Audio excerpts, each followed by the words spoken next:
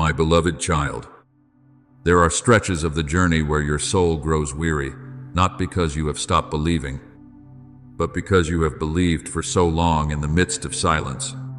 You have prayed through many days without seeing a clear answer. You have carried hopes in your heart that still seem just out of reach. You have kept moving forward while nothing around you has given you an easy reason to feel at peace.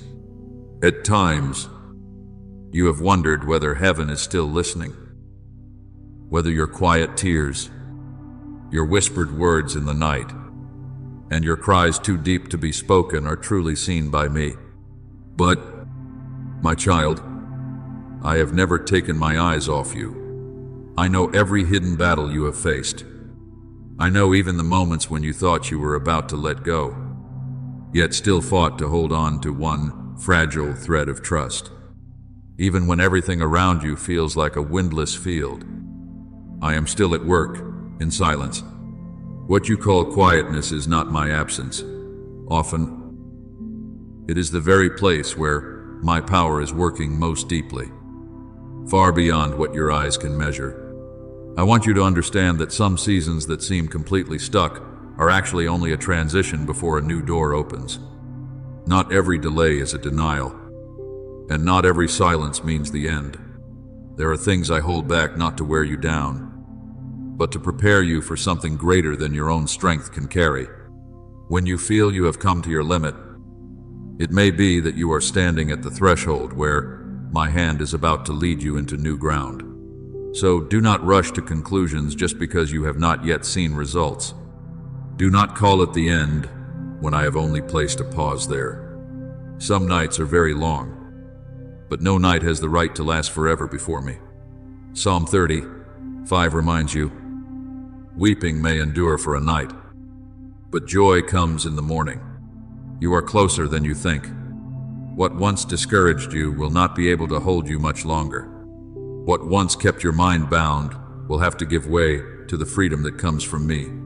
What once made you think your life would remain trapped in the same old cycle will be broken by the power of the one who has appointed the time for every change. The days you are living through are not meaningless, nor are they passing by as some nameless stretch of time. Before you ever recognized your need, I already knew the hour of your deliverance. Before your lips formed the words, I had already seen your new season drawing near. I am never late, and I have not forgotten what I promised. What I am doing now is not only repairing your circumstances, but renewing you from within, so that when the door opens, you will not walk through it with a worn-out soul, but with a heart made stronger, softer, and more ready. Isaiah 43:19 says, Behold, I will do a new thing. Now it shall spring forth. Shall ye not know it? That word was not only for a people in the past, but is also a reminder for you today. I am still the God who makes a way in the wilderness, who brings streams into dry places, and who causes hope to rise in the very place where you once thought there was nothing left but ashes. So let your heart grow still before me. Do not let your eyes be completely ruled by what is missing, what has not yet arrived, or what seems to have grown cold. Some miracles do not come with great noise, but like dawn quietly spreading across the night. Some restoration does not begin with a dramatic event, but with a fresh breath I place into your spirit, an old fire I kindle again, a hope I awaken once more in the deepest part of your heart. What seems to have closed is not necessarily dead. Often, it is only waiting for the moment. My touch brings it back to life. I am bringing new strength to what you once thought could not be restored. I am gathering the broken pieces you left behind. I am turning your waiting into the birthplace of a living testimony to my faithfulness. So today, do not lose heart. Do not turn away too soon just because you cannot yet see the whole picture. Hold on to your faith for one more step, one more prayer, one more act of surrender. It is very near now, my beloved, very near. You will not only hear others speak of how faithful I am, your own life will become the testimony. You yourself will see me turn the dry season into a season of fruitfulness, change tears into song, and transform heavy days into the gateway of an entirely new chapter. And when that moment comes, you will understand that throughout this whole journey, I was never silent in the way you thought. I was simply preparing something too deep for you to recognize before it took shape. My very beloved child, there are stretches of the journey when I do not give you an immediate answer. Not because I have turned my face away, but because I am teaching your soul to stand firm on a foundation deeper than emotion. Faith does not grow when everything is clear. Faith matures when you still choose to rely on me beneath skies that show no sign of change. It is in those moments that your hands keep sowing into soil that is still cracked and dry. Your heart keeps holding on to a hope your natural eyes cannot yet see, and your lips still know how to offer thanks in days that seem to hold nothing to rejoice in. 2 Corinthians 5:7 reminds you, "For we walk by faith, not by sight." I have seen every time you quietly kept your heart from collapsing, every prayer that no one heard but me, every day you silently kept moving forward, though inwardly exhausted. You may think those things are small, but before me, they are precious offerings. I do not require you to do things that astonish many people before I call your life pleasing to me, often. What delights my heart is simply a steadfast spirit that still refuses to let go of my hand after many disappointments. Believe this, not one of your tears has been forgotten, and not one faithful day of yours has passed in vain.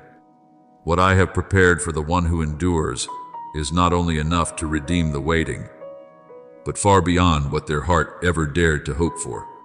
So do not let anxiety rule your mind simply because some doors have not opened yet. Do not rush to conclusions based on what you do not understand. There are times when silence is not emptiness, but the place where I am arranging all things with a wisdom you cannot yet fully see. When you stop struggling in panic and lay yourself down before me, you will begin to realize that I have never been late. Exodus 14:14 says, "The Lord will fight for you, and you shall hold your peace."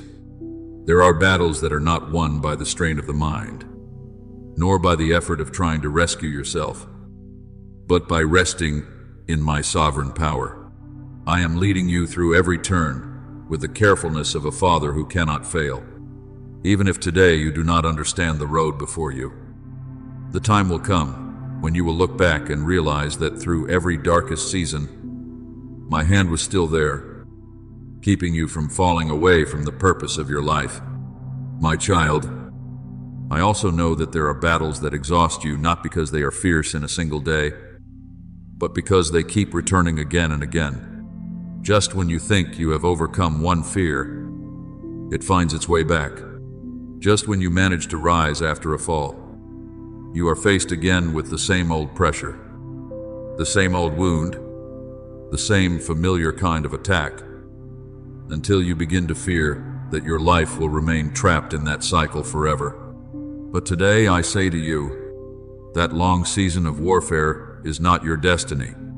Deliverance does not come because you have finally become strong enough to break every chain by your own strength. Deliverance comes because I have appointed the moment for it to end.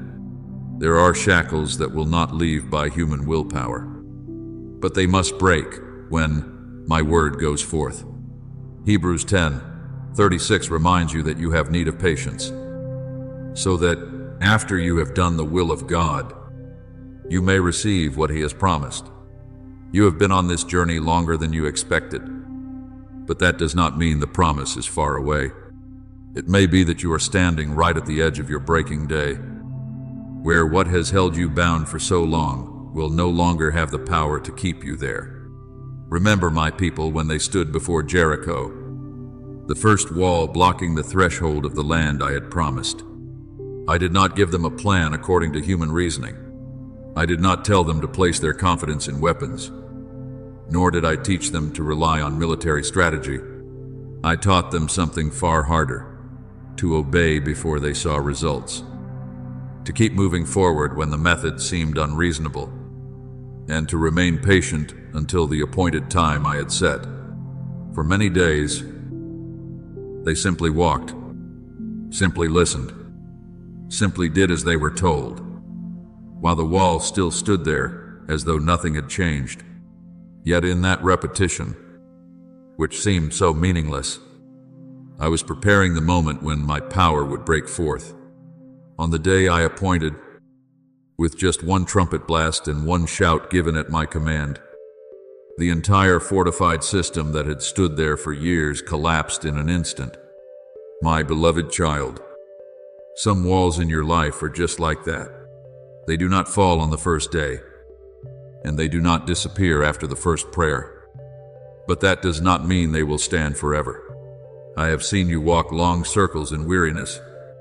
I have seen you keep going when your own mind wanted to give up. But now is no longer the time for you to stare at the thickness of the wall. Now is the time for you to look at the one who commands the wall to fall.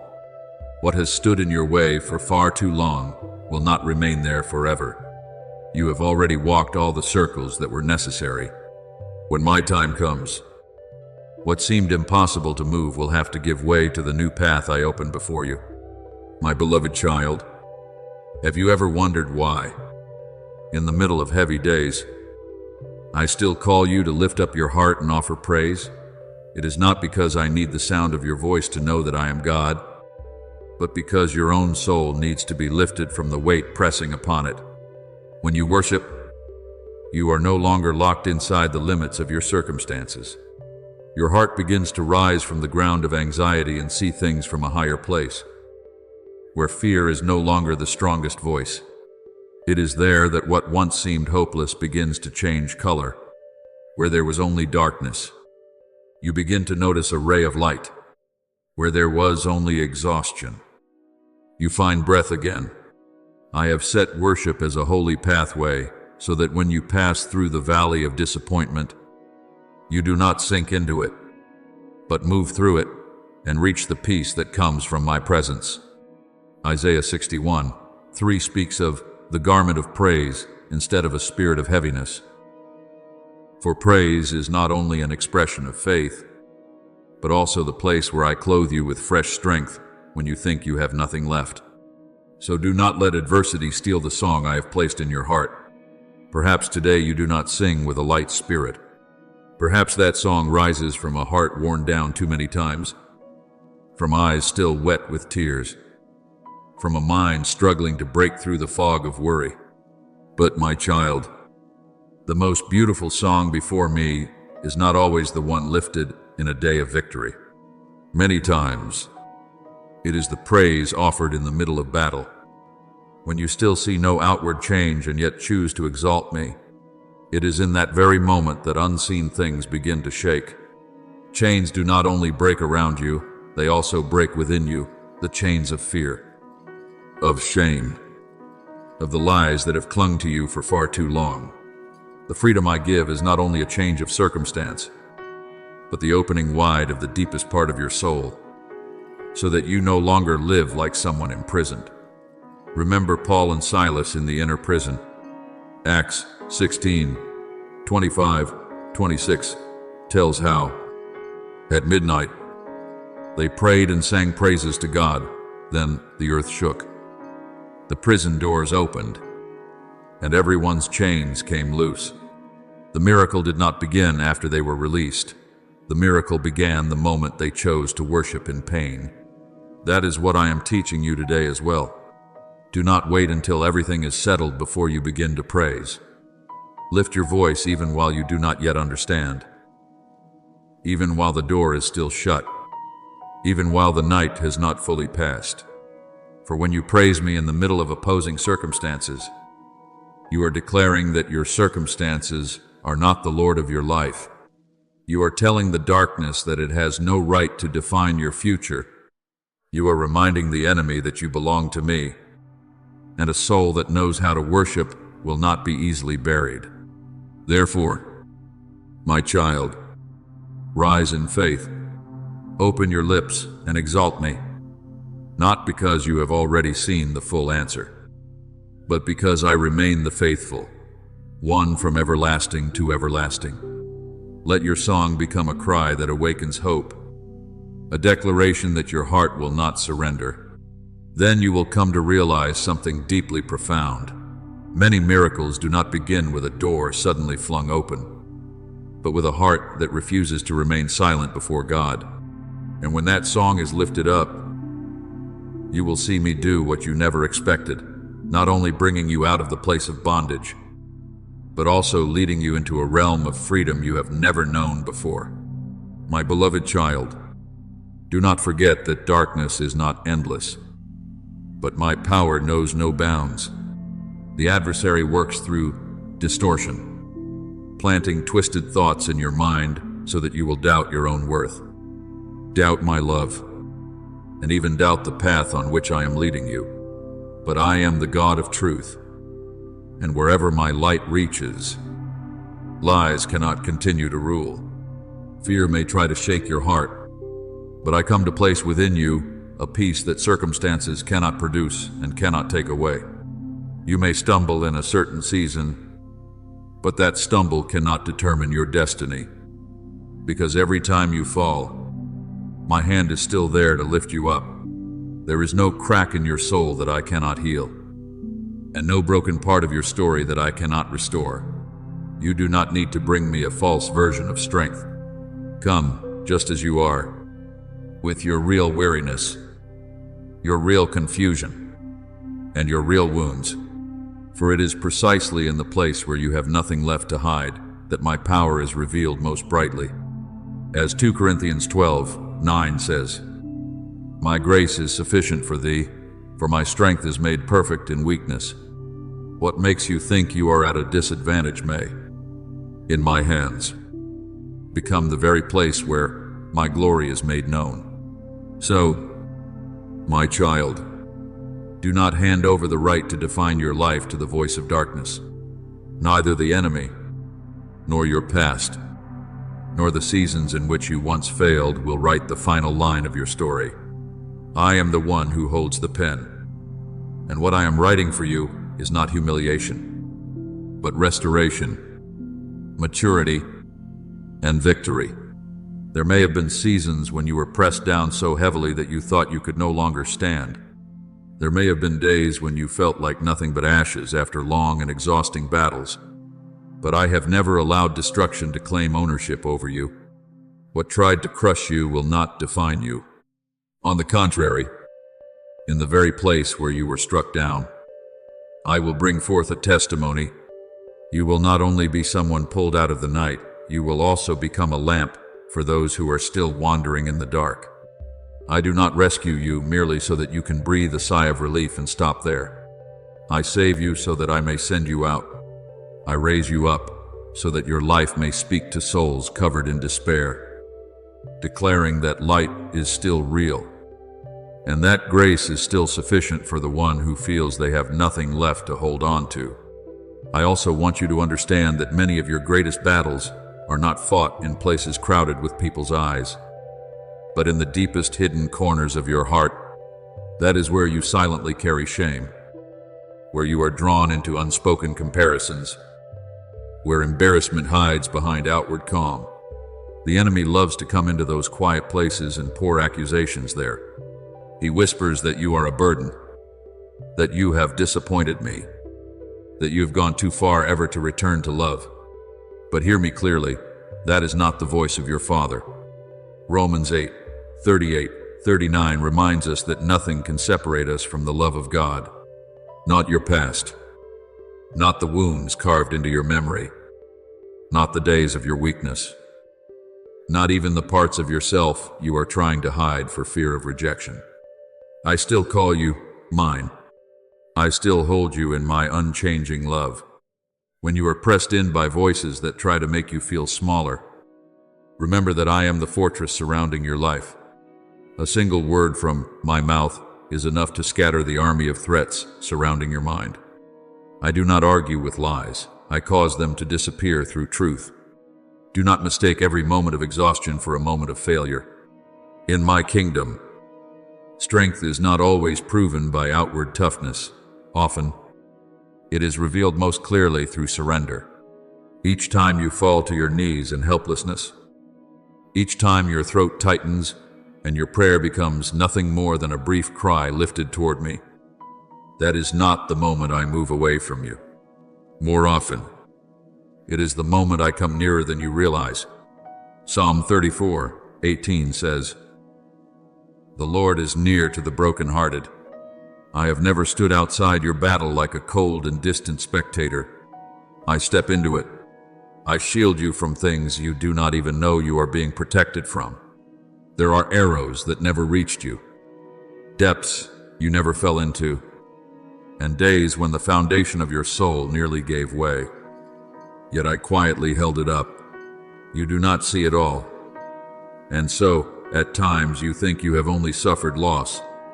But many miracles do not arrive with loud sounds. They happen in silence, right in the middle of the moment when you think you are about to collapse. The enemy may wage war, but it does not possess the final word. I am the one who decides, and my word over your life is not defeat, but victory being formed through grace. Hold this deeply in your heart. You do not remain standing because you have held on to me so perfectly, but because I am holding you with hands that never tremble. Some days your faith feels strong, and some days it is no more than a small flame. But my faithfulness does not rise and fall with the rhythm of your emotions. I did not save you, only to leave you to manage the rest on your own. I keep you day by day, step by step, decision by decision. There are paths you once regretted not being allowed to enter.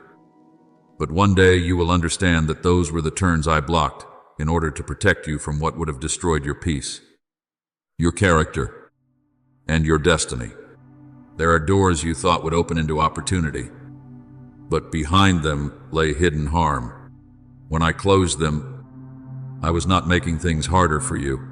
I was loving you in a way that could see farther than your passing emotions. Then you will look back and realize that even prevention can be a gentle form of love. What darkness intended to use to discourage you, I will turn into bedrock for your growth. What it wanted to use to make you give up, I will use to cultivate depth in you, discernment in you, and a heart that knows how to rely on me more fully. The plan of evil is to break you. My plan is to mature you. Its plan is to bury the calling on your life. My plan is to make the very place where you once suffered become the platform that lifts you higher. And in the end, you will see that you did not merely survive the battle, but came out of it with a soul that is stronger, brighter, and more clearly mine than ever before. My beloved child, do not think that I pay attention only to what is great, loud, and impressive in the eyes of the world. In my kingdom, many things that seem very small carry a far deeper weight than you imagine. An awkward prayer, a quiet act of obedience, a kind gesture no one notices, a small but sincere offering, all of it is before my eyes. I do not see things the way people do. People are often drawn to what is prominent, to size, to reputation, to whatever is easily recognized. But I look at the heart. I look at willingness. I look at that hidden place within you where you choose faithfulness, even when no one applauds. 1 Samuel 16:7 says that man looks at the outward appearance, but the Lord looks at the heart. So do not belittle what I have placed in your hands, simply because it does not yet appear great in the eyes of others. Very often, it is from those very small things that I begin to build what lies far beyond anything you expected. Remember David, the young shepherd out in the fields. The one few would have imagined could become the answer to an entire nation's fear, while every eye was fixed on the strength, experience, and appearance of those who seemed more suitable. I chose a shepherd boy whose heart knew how to depend on me. He did not step forward wearing someone else's armor. nor did he borrow someone else's image to make himself appear qualified. He simply brought what he had and placed that little into my hands.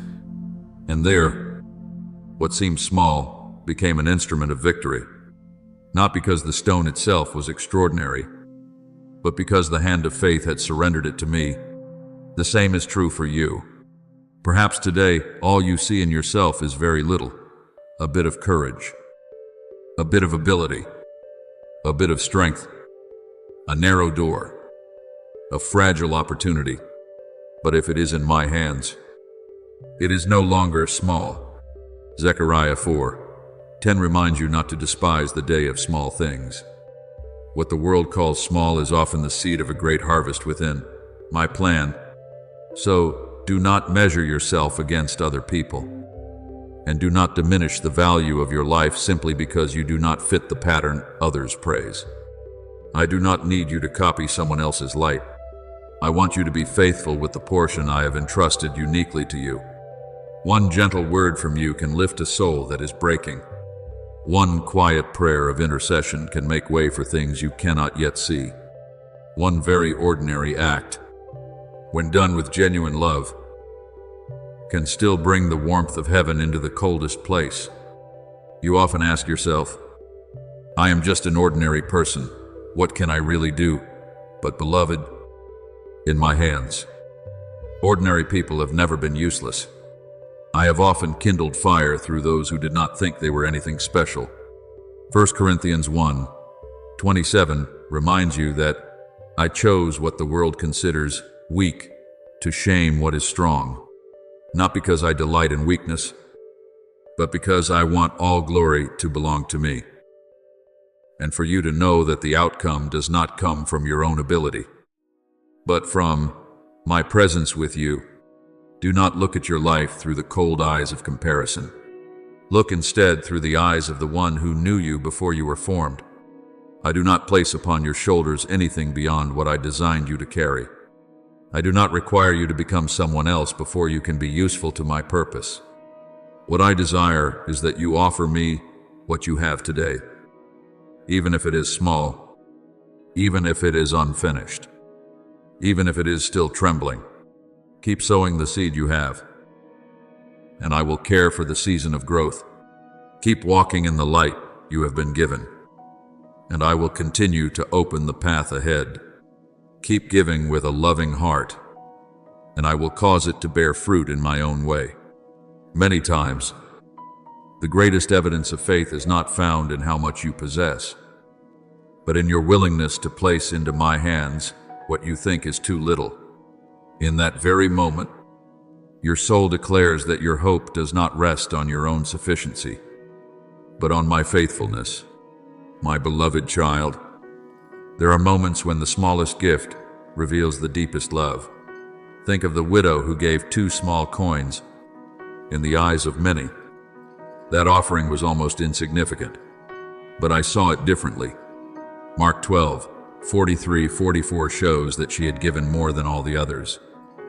Because she gave out of her lack, she gave in trust, and she gave with a heart that withheld nothing she considered safest for herself. I do not measure value the way the world does. I do not weigh things by quantity, but by love, by surrender, and by the sincerity hidden within what is offered. So do not be afraid when what you have to give seems far too small. If it comes from a true heart, I treasure it. If it is placed in my hands, I can turn it into a blessing for many. A small act done with a whole heart can echo farther than great things that are empty within. So, remain faithful in little things.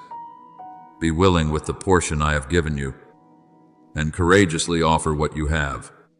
Then you will see that from that very place of humility, I bring forth things that cause many to recognize my glory.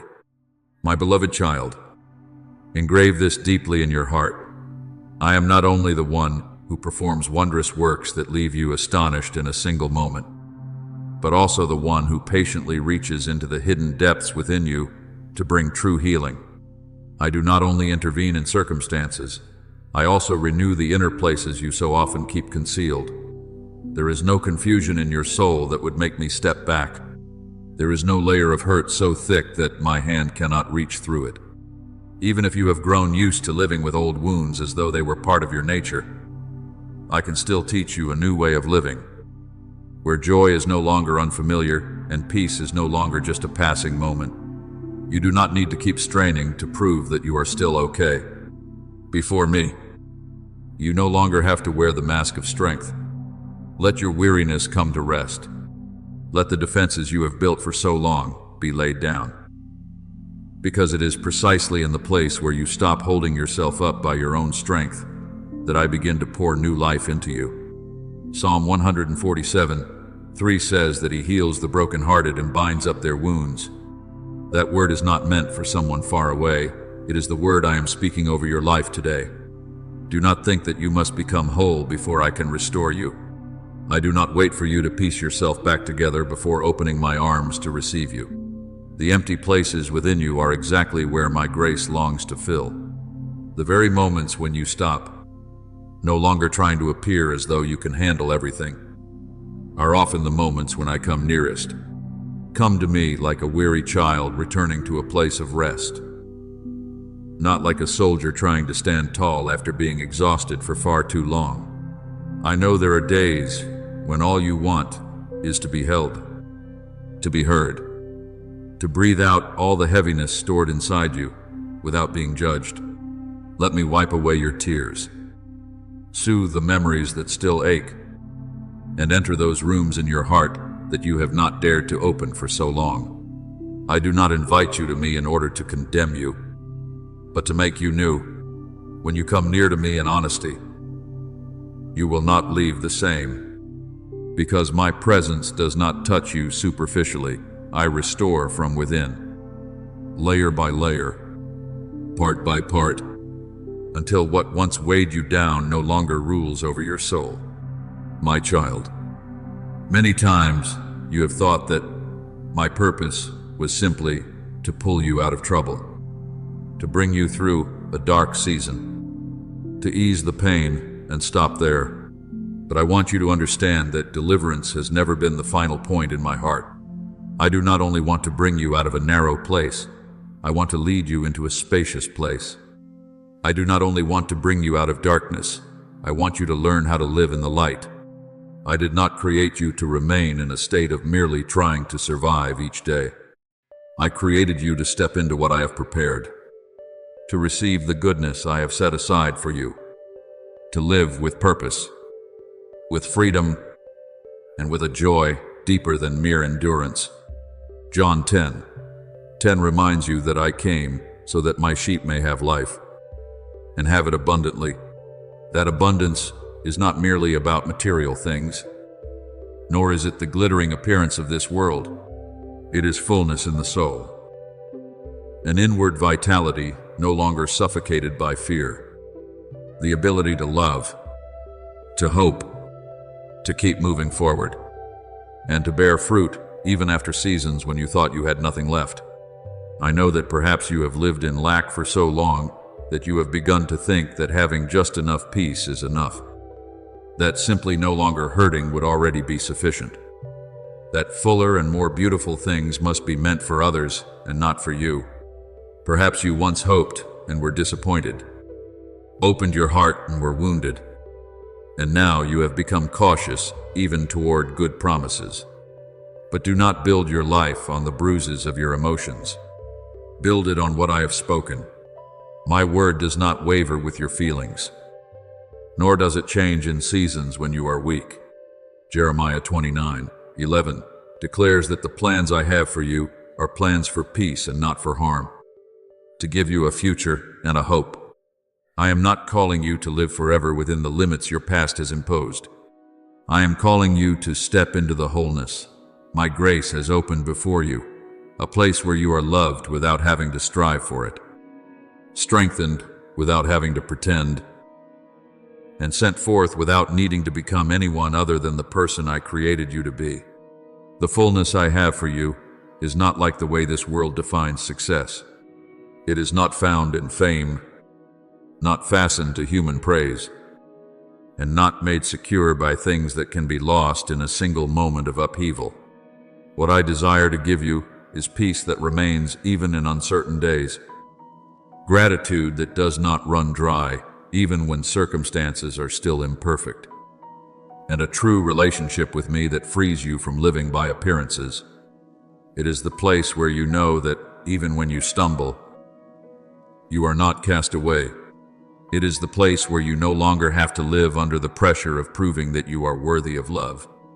I do not promise you a journey without trials, but I do promise that you will never lack my presence with you, never lack grace for each day, and never lack purpose in seasons that seem meaningless. 2 Corinthians 9:8 says that I am able to make all grace abound to you, so that in all things, at all times, having all that you need, you may abound in every good work. Do you see? My intention is not to keep you at the level of having barely enough to survive, but to make your life into a flowing stream that brings life to others.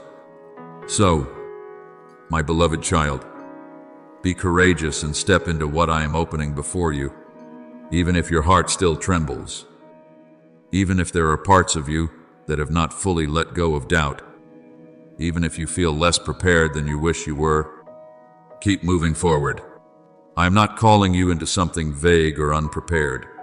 I am calling you into what has long been prepared in my love. I go before you to make the way ready. I walk beside you to uphold you, and I remain behind you to protect you. Isaiah 52:12 reminds you that the Lord will go before you, and the God of Israel will be your rear guard. You do not step into the future alone. Do not let the old voices of the past keep you standing outside the door that grace has already opened. Do not let the fear of failure cause you to refuse the goodness I am placing before you. I have already made a way. Your task now is not to analyze endlessly, but to trust and move forward. And as you do, you will come to understand that I do not only heal you so you will hurt less, but so you may truly live again. I do not only bring you out, but also lead you in. I do not only lift the burden from your shoulders, but also place within your heart a future filled with hope, peace, and glory that belong to me.